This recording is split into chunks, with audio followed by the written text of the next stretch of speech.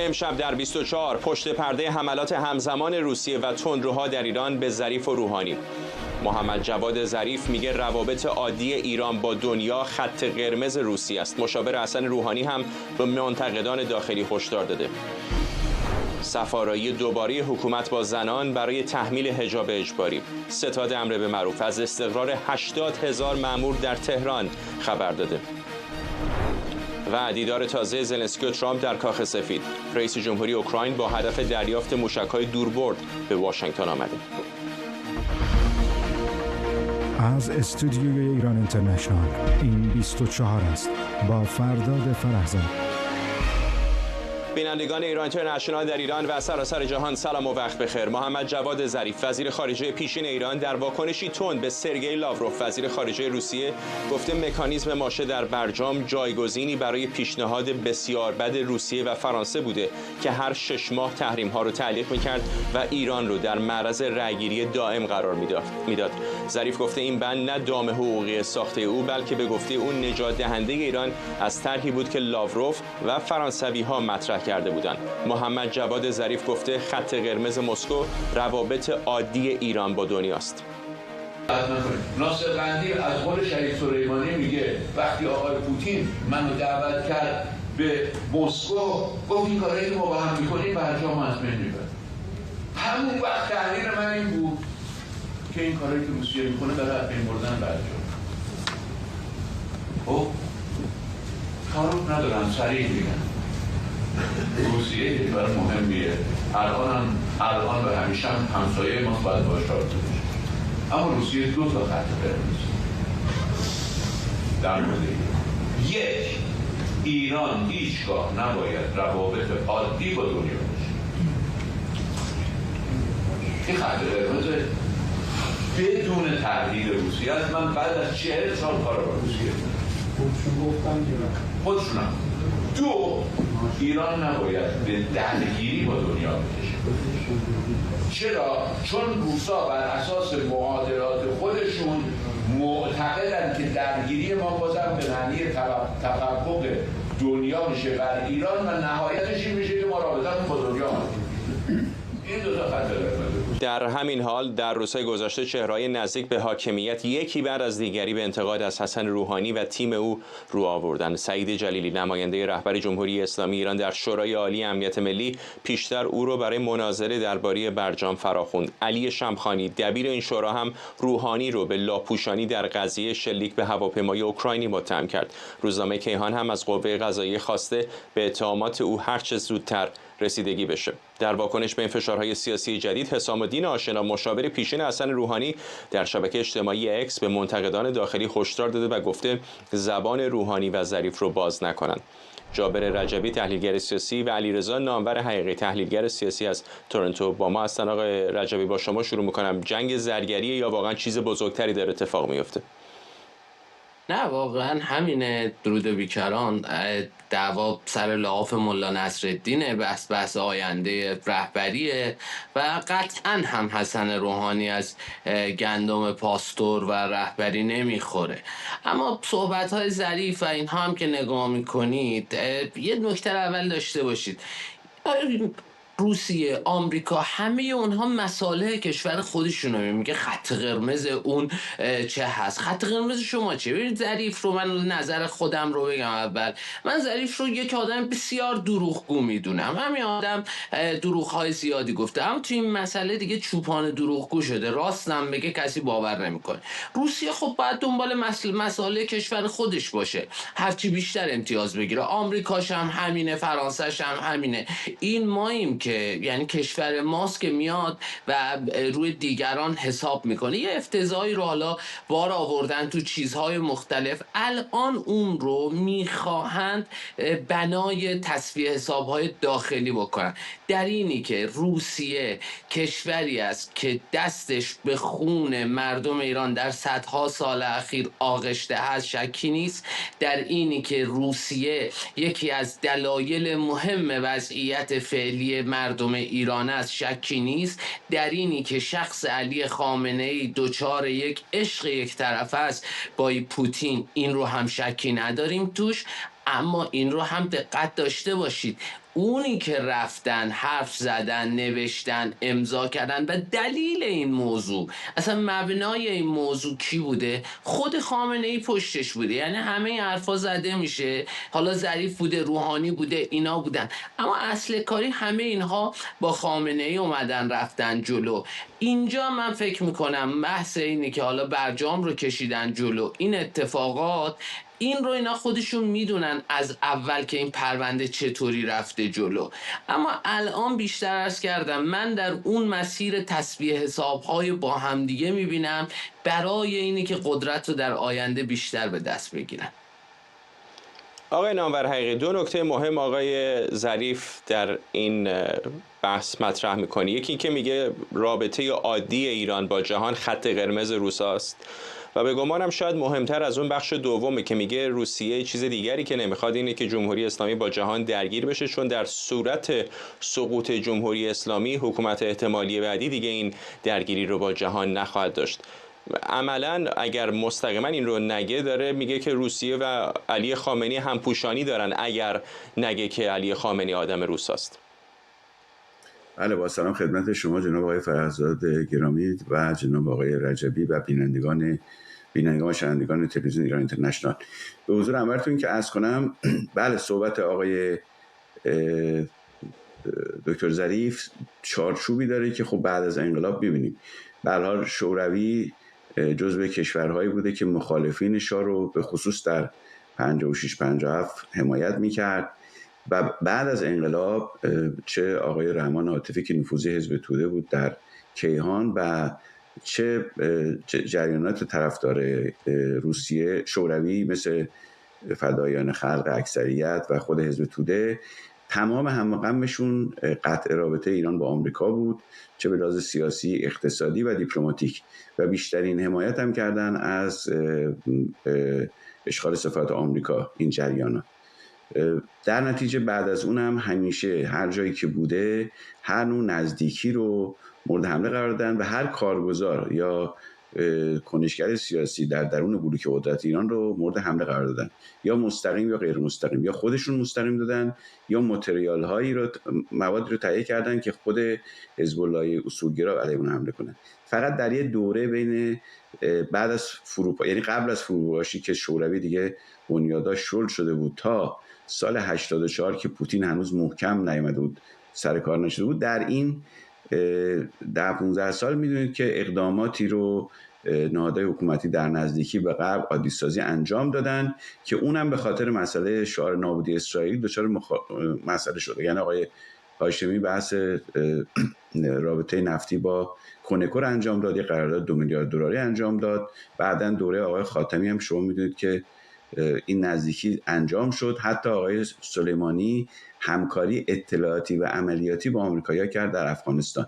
ولی از 84 به بعد با موقعیت پوتین روی کار آمدن آقای احمدی نژاد این برنامه‌ها مختل شد. عملاً هر نوع نزدیکی به غرب عادی سازی کنار گذاشته شد و بعد از برجام هم در حقیقت آقای خامنه‌ای با اینکه حمایت کرد از برجام، برای که از بحران اقتصادی و چالش‌هایی که حکومت باش روبرو بود بیاد برو، و بعدم اینه که خبر حمله اسرائیل در اون موقع خیلی جدی بود که الان می‌دونیم که اوباما جلوشو گرفت، توافقی کردن. آقای خامنه‌ای گفت که این توافق معنی مدیریت تنشه ولی معنی نزدیکی با آمریکا نیست. بنابراین شما می‌بینید که این مسئله قطع شده و روسا هر جا که ببینید چه نیروهایی که تئوریشون نزدیکی به شرق مثل جبهه پایداری، مثل تیم آقای جدلی، همه اینا بحثشون است که هر نوع گرایش نزدیکی به غرب، حتی با اروپایی‌ها که آقای خامنه‌ای با اروپایی‌ها مشکل نداره، به تشویق میکنه، حتی با اروپایی‌ها رو مخالفش هستن، دستگیری شهروندان اروپایی تو این رونده،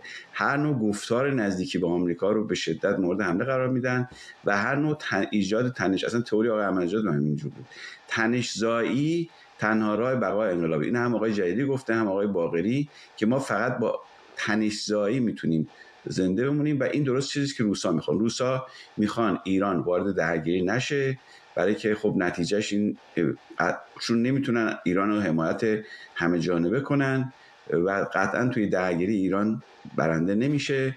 از طرفی هم به هیچ عنوان مایل نیستن که رابطه ایران با آمریکا بهبود پیدا کنه.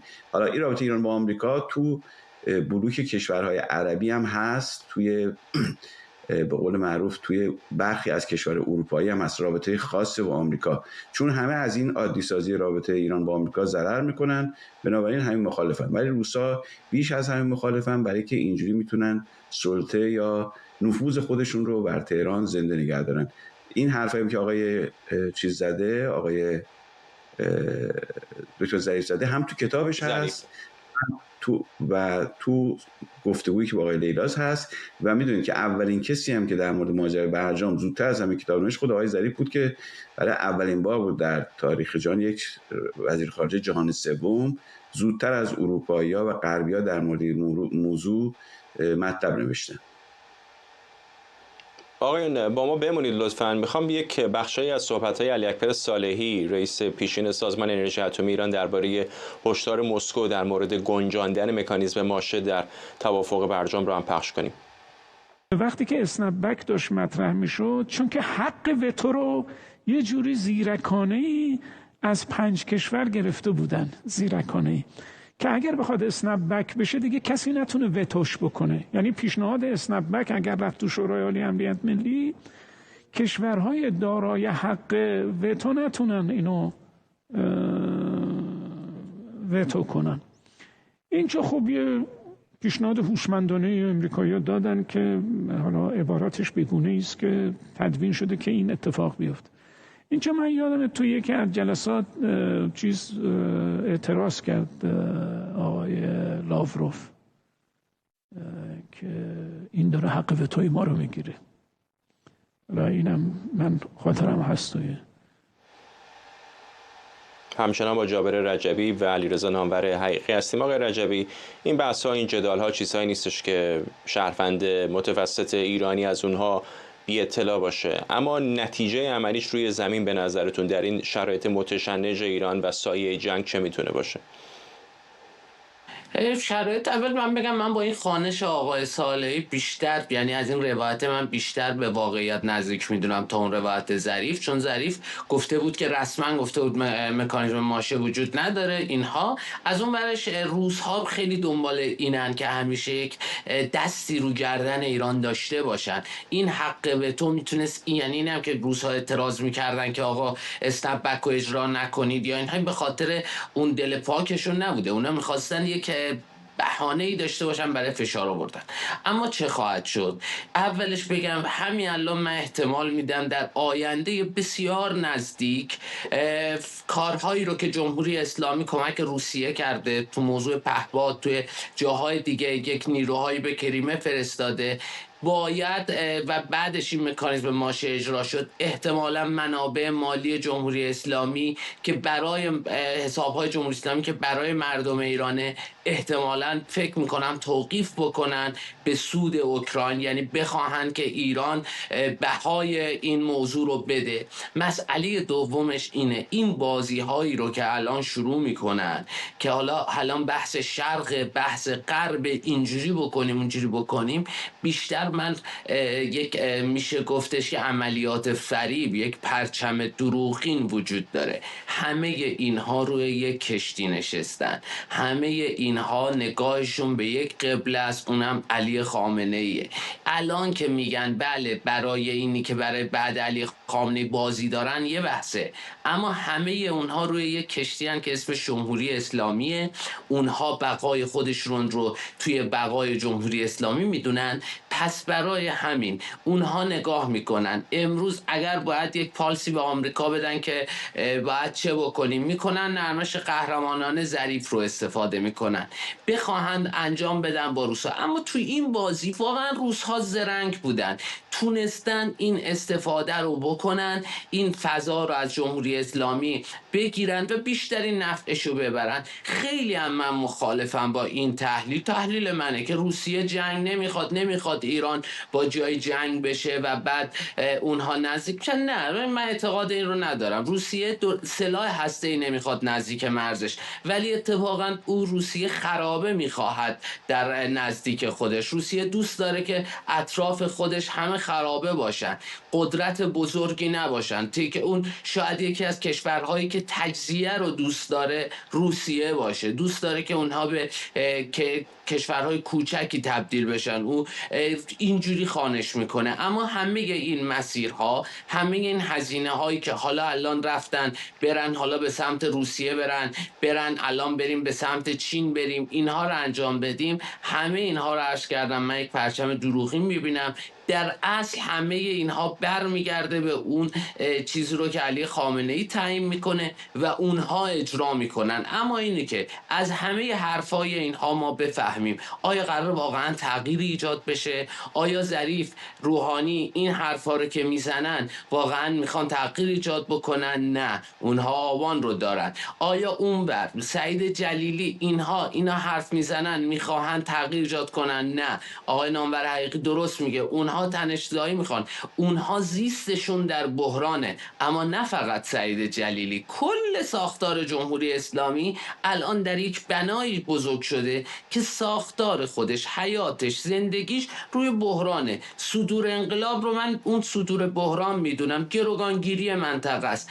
الان برای همین من فکر میکنم برای قشر جامعه این مسئله نباید مسئله اصلی باشه. مسئله اصلیش اینه که هیچ کدوم از این طرف‌هایی که الان خودشون رو در چارچوب جمهوری اسلامی تعریف میکنن واقعا هیچ کدوم دنبال تغییر واقعی این مسیری که مصلحت خود مردم ایران مبنا قرار گرفته بشه نیست. حالا روسیه، چین، هر کسی مسائل خودشون رو داره. نگاه میکنیم کشور عربی امروز خیلی هاشون با آمریکا روابط دارن، با روسیه، چین اینها هم روابط دارن. اما متاسفانه ما داریم میبینیم که در هیچ کدوم اینها اون صحبتی که از یک استقلال واقعی باشه دیده نمیشه.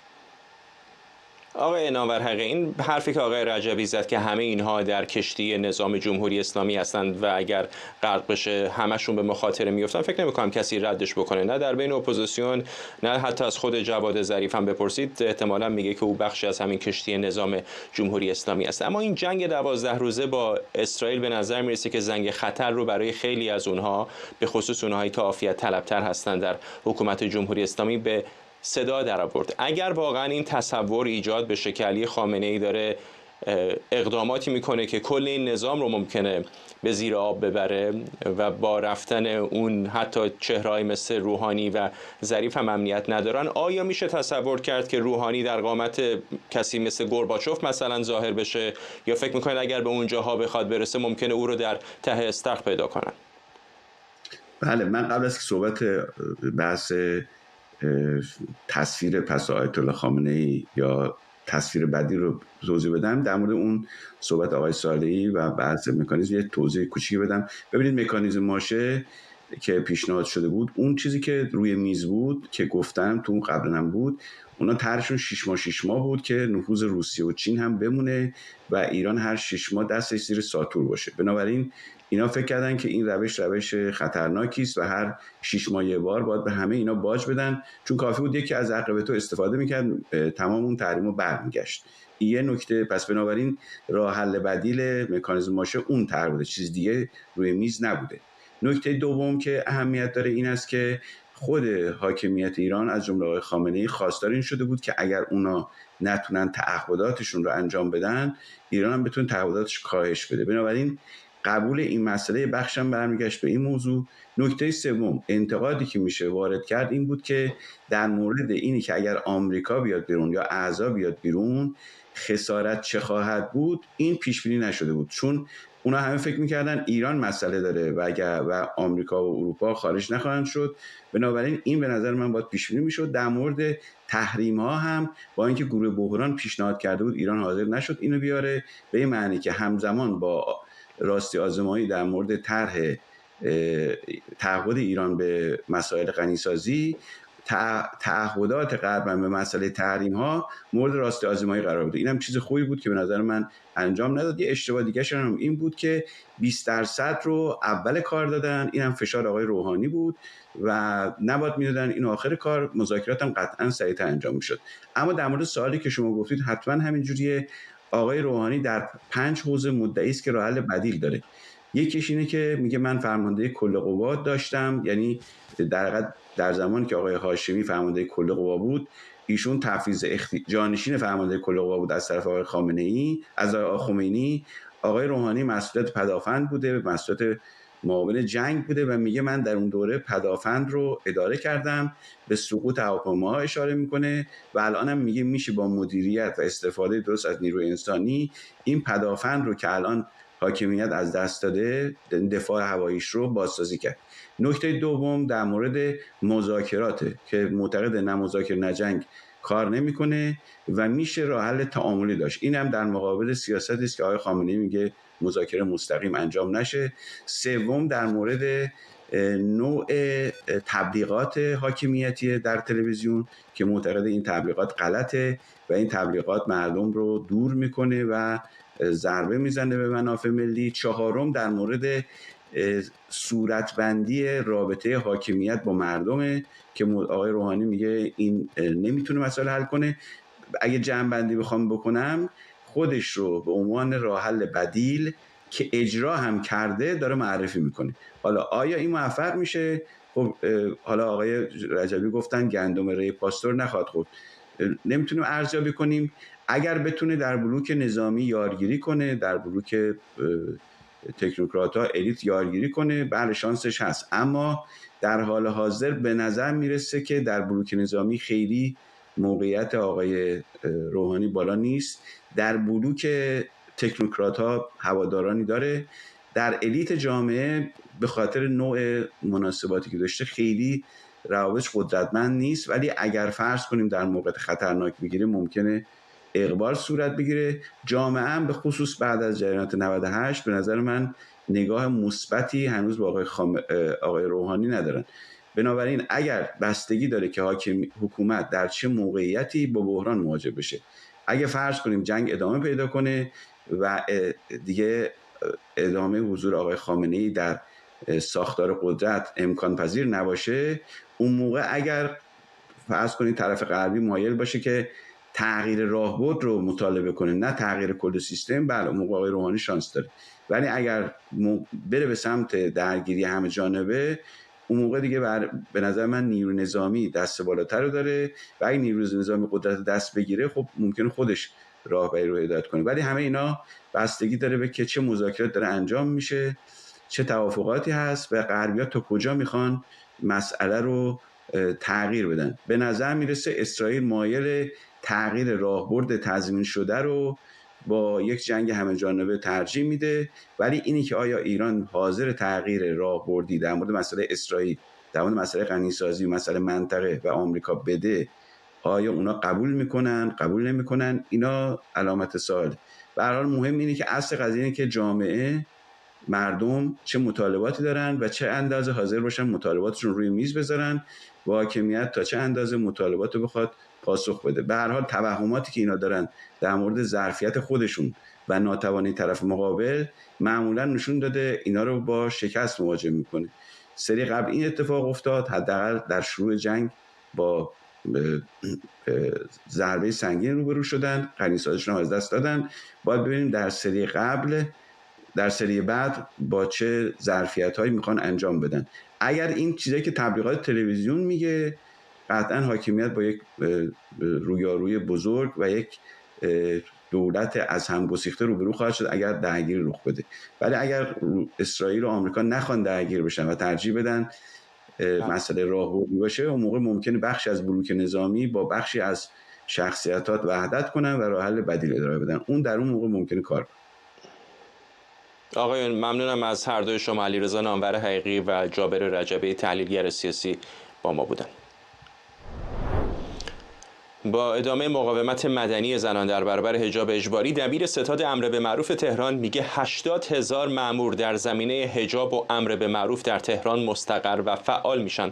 به گفته روح الله مومن نسب حدود 4600 ضابط قضایی هم در این طرح مشارکت دارند. مومن نسب هدف از تشکیل این ستاد رو مقابله با سکولاریسم و بی‌تفاوتی اجتماعی عنوان کرده. همزمان امام جمعه ساری هم از نادیده گرفتن مسائل دینی در مدارس انتقاد کرده. فروغ کنانی، پژوهشگر جامعه شناسی از فرانکفورت با ماست. خانم کنانی، در این مدت اخیر به خصوص بعد از جنبش زن زندگی آزادی یک تصور عمومی ایجاد شده بود که جمهوری اسلامی خواسته ناخواسته از روی ناچاری عقب نشینی کرده تا اندازه‌ای در زمینه حجاب اجباری. آیا فکر می‌کنید که دوباره داره ساعت‌ها برمیگرده به قبل از مرگ مهسا امینی؟ درود بر شما. ببینید یک نگاه حتی سرسری هم اگر به یک سال گذشته جمهوری اسلامی بندازیم میبینیم که این به قول قدیمی ترها دوی علی گلابی حجاب رو چند بار تا حالا علم کردن. از لایحه عفاف و حجاب در نظر بگیرید تا تصویب بشه، تا به شورای نگهبان برسه، تا اجرایی بشه، ابلاغ بشه، حالا نشه، تا الان که دوباره در نهایت میبینیم یک نهادی مانند نهاد گشت ارشاد یا به قولی عفاف و حجاب و اینها باز وارد عمل میشه و از 80,000 ضابط آموزشی صحبت میکنه برای اینکه بتونن در تهران به قول معروف شکل دیگری بیافرینن. ببینید این سناریوی شل کنسپت کنه حجاب فکر میکنم ما رو به در واقع یک تئوری میرسونه، یک تئوری خیلی ساده اتفاقا و واضحه که من اتفاقا دیدم در بخش غرب هم نسبتاً به صورت مستقر بهش اشاره شد. ببینید در تقابل بین اصلاح طلبها و اصولگراها برای اتفاقا حفظ نظام در مثل دو بال که دارن در واقع این پرنده سیاه شیطانی رو بر فضای سیاسی ایران هنوز همچنان نگه می‌دارن، در واقع استراتژی‌های متفاوتی برای این حفظ سیستم ارائه میشه. یک استراتژی که الان می‌بینید داره در واقع ارائه میشه همون طبیعتاً برگرفته از ایده و ایدئولوژی اصولگراهاست، کسانی که معتقدن افرادی رو دارن که فکر میکنن با مغزشویی اگر از جمهوری اسلامی دفاع کنن دارن از اسلام دفاع میکنن، بنابراین باعث جمهوری اسلامی رو حاکمیت اسلامی نگه دارن. المانش چیه؟ حجاب، تنها چیزی که نماد بیرونی داره و اتفاقی هم که وجود داره. بنابراین اونها رو کسانی که حاضرن در شرایط بحرانی به صورت قسم حتی اسلحه برای مردم بکشن ما باید اینجوری راضی نگه باید بهشون ثابت کنیم که جمهوری اسلامی هست و در بزنگاه‌های سیاسی ما رو نجات بدیم. تئوری دوم اما از طرف اصلاح طلبان میاد. اتفاقا اگر سیاسی نگاه کنید خیلی هم بد نمیگن، اونا معتقدن که با یک نگاه سرسری که فعلا تا حالا مثلا به جنبش 1401 کردن این ایده رو دارن یا این تصور احتمالاً غلط رو البته باید بگیم دارن که نیروهای جوان معمولاً به عنوان پیشبرنده‌های انقلاب همون کسانی هستن که با حجاب بیشتری مشکل دارن، نسل زد، کسانی که به خاطر مرگ قتل مهسا امینی در واقع که اون هم آتش زنش حجاب بود وارد خیابان شدن. چطوره که ما این حجاب رو شل کنیم که بتونیم سیستم جمهوری اسلامی رو حفظ کنیم؟ در نهایت علی خامنه‌ای تا حالا اینطور به نظر اومده که داره سعی میکنه بین این دو گروه حفظ کننده یا نگهدارنده سیستم یک تعادلی برقرار کنه. انگار با توجه به اینکه شرایط سیاسی به چه سمتی حرکت میکنه جناب فرزاد هر از گاهی وزنه‌ای یکی از این دو جناحین رو سبک و سنگین میکنه و با توجه به شرایط ما به یاد بیارید اون ملی‌گرایی کذب دروغی رو موقتی رو در جنگ 12 روزه و ابلاغیه ضمنی به خیلی از نهادهای دولتی من جمله حتی ادارات رسمی فرمانداری‌ها و شهرداری‌ها برای اینکه به قول معروف گیر ندن به کسانی که حجاب اختیاری رو میخوان انتخاب کنن و به اجبار چادر یا روسری به سر ندارن برای اینکه شرایط آروم بشه. ممکنه در شرایطی احساس کنن خب الان مردم خیالشون راحت شده، ممکنه وارد فاز بعدی توقع بشن، دوباره بحث حجاب جدی وارد عرصه بشه و اون وقت به قول معروف هم اصلاح طلبها خوشحال هستن که خب سیستم داره حفظ میشه، هم اصولگراها به خاطر اینکه به هر حال به اون کسانی که فکر میکنن دارن از اسلام دفاع میکنن یا به اون کسانی که فکر میکنن اسلامیت جمهوری اسلامی رو دارن در واقع پایه‌هاش رو محکم نگه می‌دارن نشون میدن ما هم تهران اسلامی هستیم، از اصول خودشون کوتاه نیومدن، دیکتاتوری خدشه‌دار نشده و حالا تا مرحله بعدی که دوباره لازم باشه دست به دامان درنگی خاص اصلاح طلبها که اتفاقا این روزها به خصوص در سیاست بین‌الملل جانفشانی‌های بی‌نظیری به خصوص در مصاحبه با غرب دارن برای جمهوری اسلامی می‌کنند وارد فاز در واقع استراتژی‌های اونها بشیم. من فکر می‌کنم باید ببینیم به چه سمت و سوی پیش میره. این سناریو خیلی تکراری شده، هی شل کن صفر کن پیش میره و خیلی جامعه چطور واکنش نشون میده. حدس من اینه بسته به نوع واکنش جامعه، نوع مقاومت مردم و اینکه آیا دوباره اون انفجار صورت میگیره یا نه، جمهوری اسلامی تصمیم میگیره آیا این طرح اجرایی بشه وارد فاز بعدی بشه یا نه. تا قبل از اون حدس میذارم فقط بودجه و پروژه و طرحی و در واقع یک سر و صدایی تا حالا ببینیم مرحله بعدی چه پیش میره. ممنونم از شما. فروغ کنانی، پژوهشگر جامعه شناسی از فرانکفورت آلمان. رئیس جمهوری اسرائیل در مراسم یادبود رسمی روز 7 اکتبر در اورشلیم بر شکست حماس تاکید کرده و گفته جامعه اسرائیل باید متحد باشه. تاکید اسحاق هرتزوگ بر ادامه مأموریت ارتش این کشور در غزه بعد از اونه که حماس 20 گروگان زنده رو دوشنبه آزاد کرد، اما بقایای کشته شدگان همچنان در غزه باقی مونده. در همین حال بنابر بعضی گزارش‌ها استیو ویتکاف نماینده ویژه کاخ سفید یکشنبه راهی خاورمیانه میشه تا بر روند اجرای توافق غزه نظارت کنه. همکارم مرضیه حسینی از کنگره آمریکا به ما پیوسته. مرضیه، این آتشبس شکننده برقرار شده اما دلایل زیادی برای نگرانی وجود داره، از جمله باقی موندن بخشی از اجساد گروگان‌ها در داخل غزه. همینطور فرداد 28 جسد گروگان‌ها همچنان در غزه هستند. 9 تا از این اجساد تا به حال تحویل داده شدن، اما توجیه حماس برای متباقی 19 جسد این هست که میگه اینها دفن شدن در همون در واقع تونل‌های زیرزمینی که اسرائیل در غزه نابود کرده و میگه ما زمان می‌خوایم برای اینکه آباربرداری کنیم و این اجساد رو بکشیم بیرون. ترکیه ابراز آمادگی کرده، گفته ما در واقع تجهیزات رو منتقل می‌کنیم به غزه برای اینکه این روند سریع‌تر بشه، چون بیش از همه چیز و از همه وقت در واقع یک نگرانی‌ها داره ایجاد میکنه از اینکه مبادا شکننده بودن این آتشبس بسیار زودتر از چیزی که بقیه تصورشون میکردن رخ بده. به همین لحظه و همین روزها به دلیل ناتوانی حماس برای باز پس فرستادن اجساد جنازه ها در واقع این جنگ دوباره از سر گرفته بشه. اینجا در کنگره آمریکا هم در واقع این نگرانی وجود داره در بین سناتورهای هم جمهوری خواه هم دموکرات و من هم صحبت کردم با سناتور ارنست. بخش از این مصاحبه رو بریم ببینیم در خصوص نقش جمهوری اسلامی و نگرانی از شکننده بودن این آتشبس و برگردیم. می‌دانیم که این مذاکرات تا چه اندازه برای برقراری آتشبس و در نهایت برای موفقیت و ثبات در اسرائیل حیاتی است.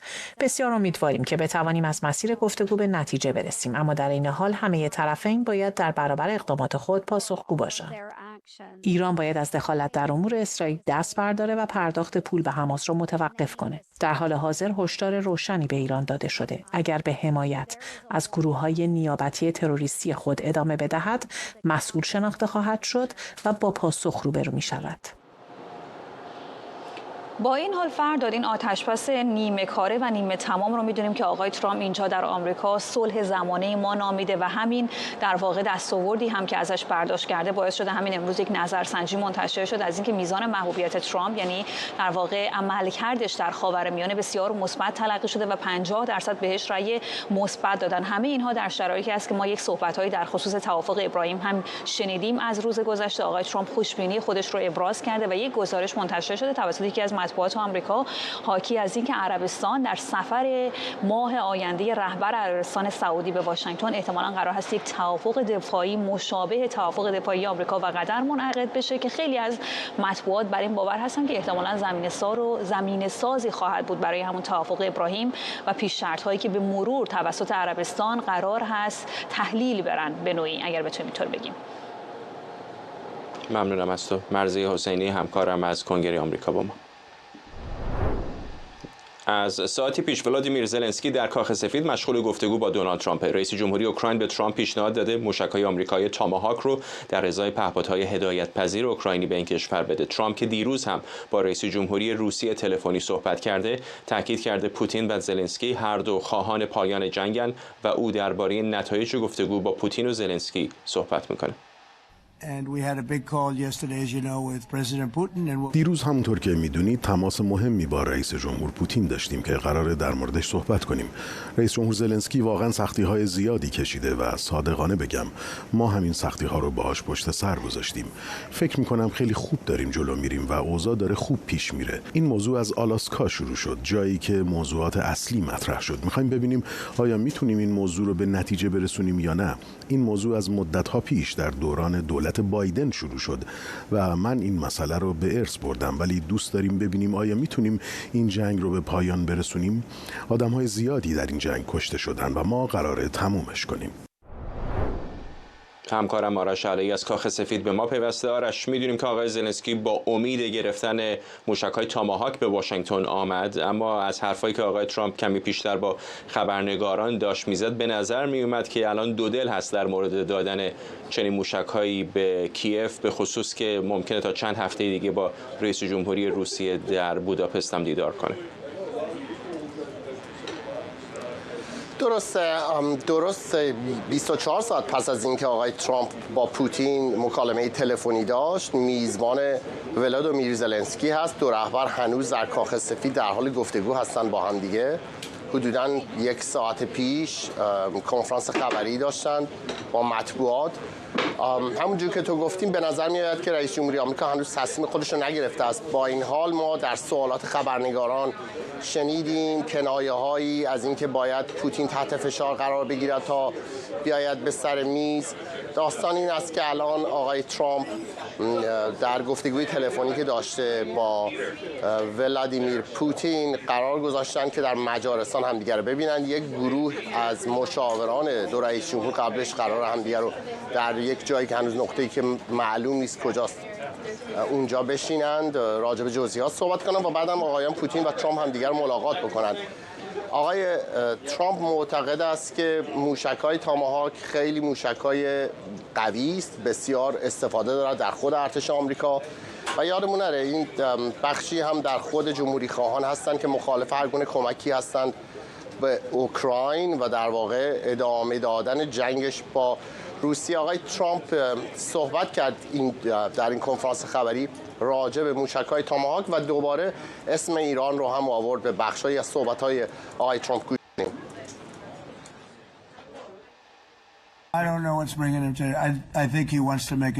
نمیدونم چی پوتین رو به میز مذاکره میکشونه. فکر میکنم میخواد توافق کنه. مطمئناً تهدید تاماهاک ها مؤثره. موشک های تاماهاک سلاح های خیلی خطرناکی هستن. یکی از دقیق ترین سلاح ها. ما ازشون استفاده کردیم.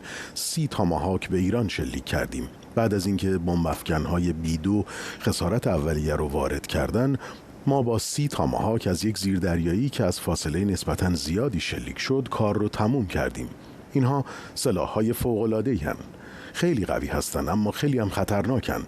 استفاده ازشون میتونه به تشدید درگیری‌ها منجر بشه. میتونه اتفاقات بد زیادی رو رقم بزنه. تاماهاک ها موضوع بی اهمیتی نیستن. خب همینجور که شنیدید آقای ترامپ میگوید که موشک‌های تاماهاک بسیار قوی است. زرادخانه آمریکا خودش احتیاج دارد. موشک‌هایی است که علیه ایران استفاده کرده است. اما به نظر میآید یک بدبستانی قرار است بین ترامپ و زلنسکی رخ بدهد. غیر از مسئله موشک‌های تاماهاک، همونجور که تو گفتی پهپادهای اوکراین، صنعت ساخت پهپاد در اوکراین به شدت پیشرفت کرده است و به شدت روسیه را آزار داده است.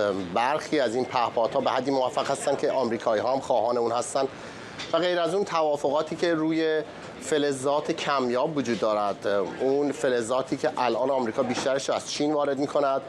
گفتگو کرده بود قبلا با آقای زلنسکی، یک قرارداد هم نوشته بودند با وزیر خزانه‌داری دولت ترامپ.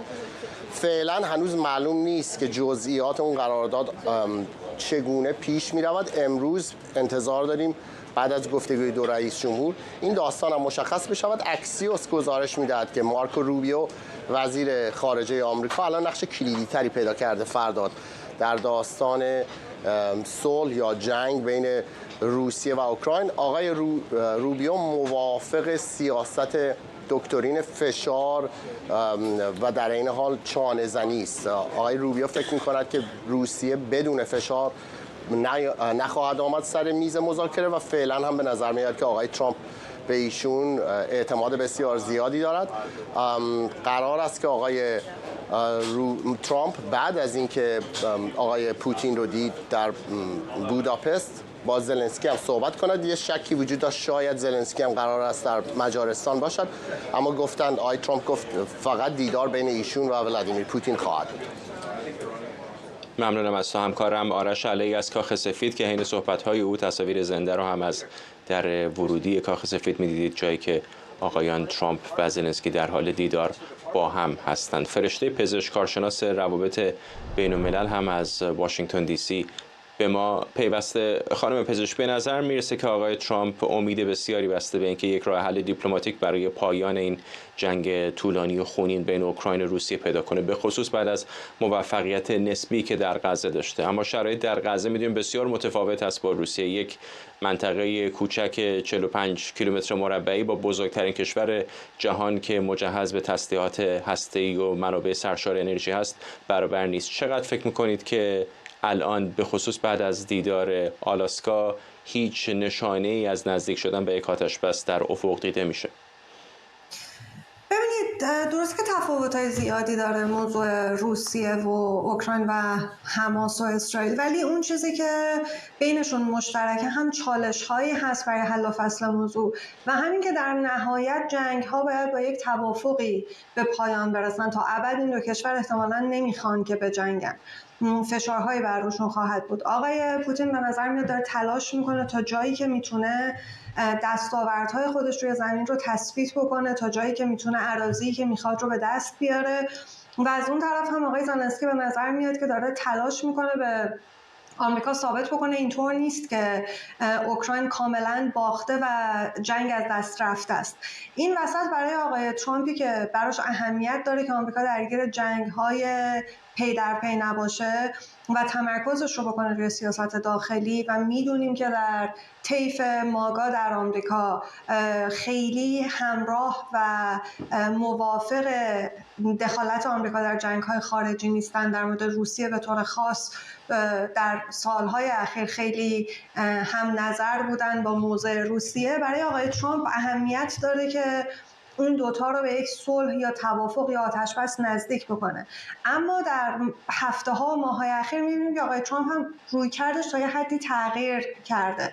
یه بخشش به نظرم که شاید کمتر هم بهش پرداخته میشه نقش ملانیاست این وسط، که می‌بینیم با حتی در عموم هم از نامه‌ای که فرستاده صحبت کرده، از تأثیری که جنگ روی کودکان اوکراینی داشته و در این حال اینکه به نظر میاد آقای ترامپ متوجه این هست که پوتین داره هی بازی رو به تأخیر میندازه.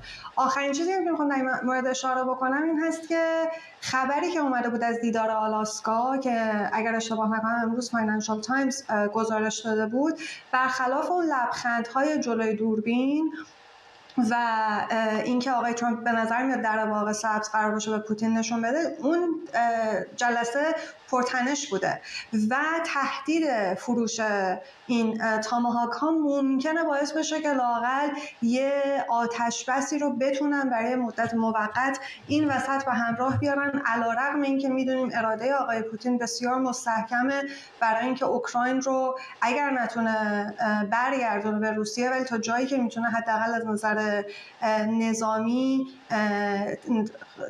تخلیه بکنه، نگذاره که اونها استقلال نظامی داشته باشن. و همین فکر میکنم انگیزه آقای ترامپ بالا هست و خب چالش ها زیاد، ولی اینطور نیست که غیر ممکن باشه. خانم پزشکی، وقت کمی داریم، حدود 1 دقیقه. انگیزه آقای پوتین چه هست؟ چه چیزی تغییر کرده روی زمین که بخواد الان امتیازات بیشتری بده؟